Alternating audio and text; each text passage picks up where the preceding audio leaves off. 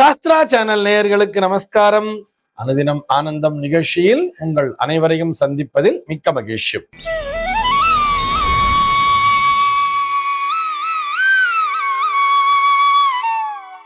இன்று 20/7/2026 இந்த நாள் குறித்து பஞ்சாங்கம் என்ன சொல்றதுன்னு பார்க்கலாம் வாங்கும். இன்றைய தினம் பராபவ வருடம் ஆடி மாதம் 4ஆம் தேதி திங்கட்கிழமை. திதி பார்த்தோம்னா வளர்பிறை சப்தமி திதி. நாளைய தினம் அதிகாலை 4:03 வரைக்கும் இருக்கு.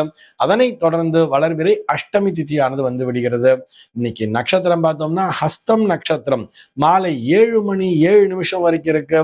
அதனை தொடர்ந்து சித்திரை நட்சத்திரம் என்பதும் வந்து விடுகிறது. இந்த நாள் முழுவதுமே ஒரு சித்தயோகம் கூடிய நாளாக அமைந்திருக்கிறது. இதுபோக பஞ்சாங்கத்திலே வரக்கூடிய யோகம் அப்படின்னு சொல்லி பார்த்தோம்னா இன்றைக்கு சிவம் அப்படிங்கிற ஒரு நாம யோகத்தை கொடுத்திருக்கா.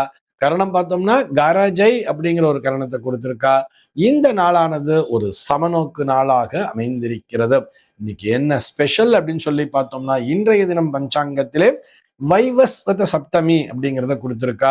இது போக இந்த நாளானது மரபியலின் தந்தை, ஃபாதர் ஆஃப் ஜெனடிக்ஸ்ன்னு சொல்லுவா, இந்த கிரிகர் ஜோஹன் மெண்டல் அப்படின்னு சொல்லுவா, அவருடைய பிறந்த நாளாகவும் இந்த நாளானது அமைந்திருக்கிறது. சென்னையை பொறுத்தவரை இன்றைய தினத்தினுடைய சூரிய உதயம் என்பது காலை 5:55 சூரிய அஸ்தமனம் என்பது மாலை 6:35 சம்பவிக்கிறது. இன்றைய தினத்தினுடைய நல்ல நேரம் அப்படின்னு சொல்லி பார்த்தோம்னா மதியம் 12:15 முதல் 1:15 வரையிலும், மாலை 6 முதல் 7 வரையிலும் நல்ல நேரமே. சென்னையை பொறுத்தவரை இன்றைய தினத்தினுடைய ராகு காலம் என்பது காலை 7:30 முதல் 9:05 வரையிலும், யமகண்டம் என்பது பகல் 10:40 முதல் மதியம் 12:15 வரையிலும், குளிகை காலம் என்பது மதியம் 1:50 முதல் 3:25 வரையிலும் சம்பவிக்கிறது.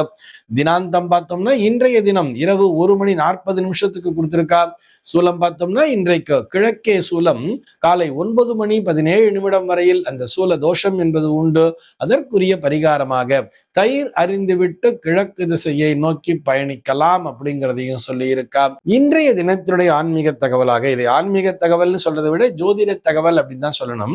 வேலு தம்பி அப்படிங்கிற ஒரு நேயர் கேள்வி கேட்டிருக்கார். அவருடைய கேள்வி என்னன்னு சொல்லி பார்த்தோம்னா, பிறக்கும் பிள்ளை ஆணா பெண்ணா என்பதை ஜாதகத்தை கொண்டு அறிய முடியுமா என்பதுதான் அவருடைய கேள்வியாக அமைந்திருக்கிறது.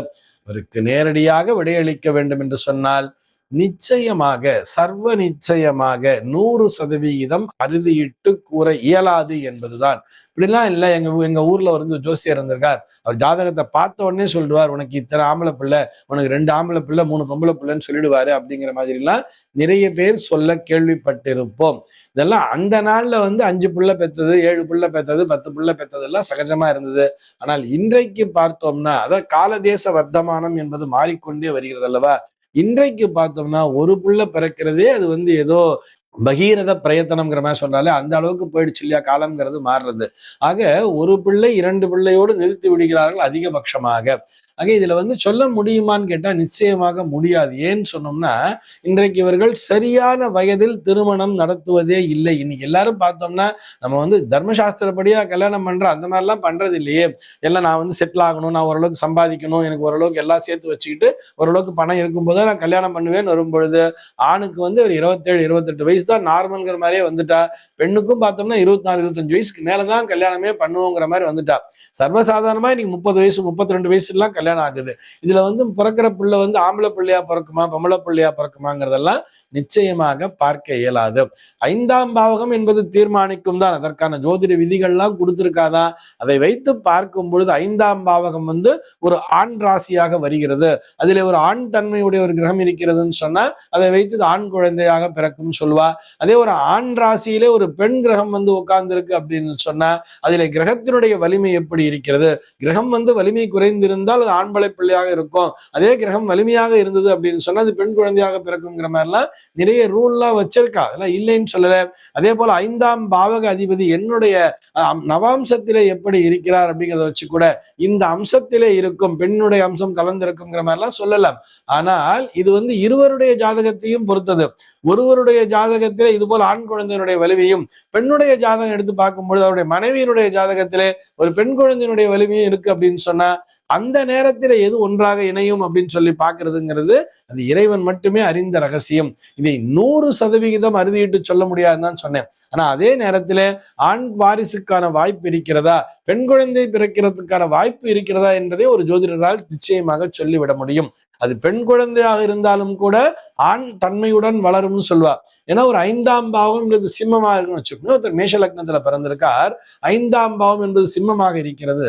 அந்த சிம்மத்திலே சந்திரனானவர் போய் உட்கார்ந்துட்டு இருக்கார், பூர நட்சத்திர காலிலே அப்படின்னு வச்சுட்டோம்னா அங்கே அவருக்கு ஒரு பெண் குழந்தை என்பது பிறக்கும்.